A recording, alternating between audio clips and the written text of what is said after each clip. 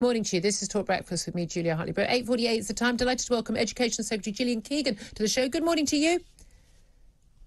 Good morning, Julia. Thank you very much indeed for joining us. We've got very short time, so let's race through this.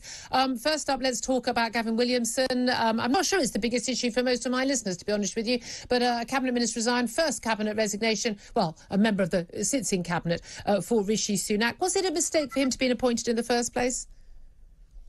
Well, I mean, obviously, Rishi's brought together lots of different people, some with experience, different talents, etc. So that wasn't my decision. But in terms of this specific incident, I think, it's right that he said, I don't want to be a distraction. We've got so many important things to focus on, not only the economy, navigating these global economic challenges, the war in Ukraine is still going on, and we're still getting lots of, threats from Putin, and we've got COP27 and, all of the progress that we're hoping to make there. It is a distraction. There's many, many more important things that we need to focus on. So, I know Gavin said he would, he doesn't agree with a lot of these allegations, but he'll be doing that from the backbenches, and he'll focus on that. But again, it was an easy target, was it not, for opposition critics and given these allegations? And we've had the likes of Sir Jake Berry, the former party chairman, say that actually, he'd already told the Prime Minister that there was an issue regarding bullying allegations. We've seen even more coming up. It was a mistake. Lots of people are saying that this is about, a Prime Minister who talked about integrity when he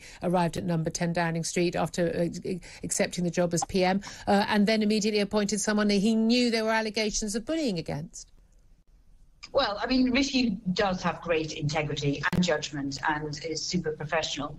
I've worked with him now for a couple of years. I mean, to put into perspective, he didn't have any specific allegations or specific concerns. He hasn't seen any text messages. He hasn't seen them, but he knew about them. He could have asked Wendy Morton about them if he wanted. Well, he knew about there was a dispute between two former chief whips, Wendy Morton and Gavin Williamson. And look, now, and he apologised for his language towards Wendy, which is the right thing to do. It was unacceptable to send those text messages, which is what he apologised for. Telling a civil servant to slit his throat. What's caused the resignation is some of these other allegations that have come out, which are allegations which are going to go through, obviously, this independent process. And I heard you earlier about the Labour chief whip going through a similar process. Let's also talk about Just Stop Oil, those protests, because it's a live story breaking this morning. Third day of protest by Just Stop Oil, and on the M25, bringing a lot of that motorway to a halt. And we've seen now two lorries colliding and a police officer being hit by a vehicle after that collision. And now seen two arrests from activists who scaled gantries and shut down the motorway. As one of my guests said earlier, this is no longer just sort of an annoyance. We are now looking at something that's actually, likely to actually cause reckless endangerment of people's lives. Yeah, and mass misery and danger to people's lives. And that's why it is unacceptable. Obviously protesting is a fundamental right that we have.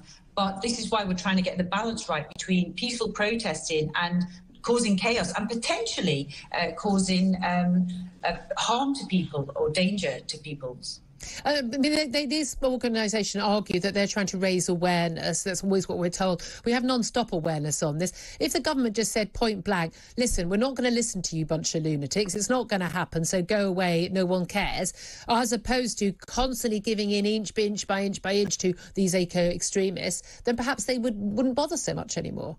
Well, I don't think we've given in to them, and in fact, we've also introduced new laws. But if you want to actually achieve what Just Stop Oil want to do, COP27 is taking place right now in Sharm el-Sheikh. There's a lot of people discussing practically, constructively, how to do this globally, how to do this in partnership with many, many other countries, how to protect those that are at the front line of climate change. That is seriously how you address this, not by sticking yourself to a part of the M25. OK, we've seen lots of stories about the budget cuts we're going to be seeing in many government departments. That's going to be affecting your department in education, certainly, as among many others. A report yesterday from the NAHT union saying, after a snapshot survey of 11,000 teachers, that many schools in England are considering cutting teachers, even cutting teaching hours, the horror of a 4-day week, which I think most of us would agree was totally unacceptable from a school. But this is because of budget squeezes. No doubt at all, education has been very, very hard hit during lockdowns. Millions of children didn't get a proper education. Millions of children are not getting that catch-up tutoring that they need. Have Have you been arguing with the new Chancellor and with the Prime Minister that actually education is one area where budgets cannot be cut? Well, first of all, let me just say that our teachers have done a remarkable job all the way through the pandemic, trying to No, they haven't. get technology out. They haven't. Most teachers did. Not all teachers. No, 2 million children had no lessons at all for months on end, and 2.3 million, this is an official report, only had like a sort of one email a week. That is not all teachers doing a wonderful job. Well, we did have most teachers respond to that, but we also had Open Academy that was there for children to be able to supplement and to get lessons. Why did they need to supplement if all teachers were doing such a great job, Gillian?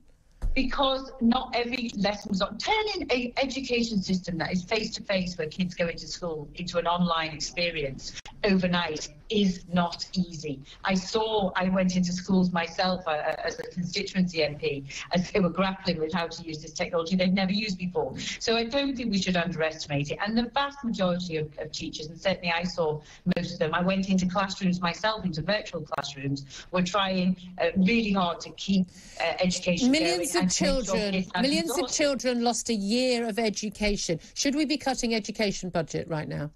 Of course, we should, focus on children and children in school. The number one thing for children to catch up, and we actually had an increase of £4 billion last spending review, so that cash is still going out now, and we had £5 billion for recovery.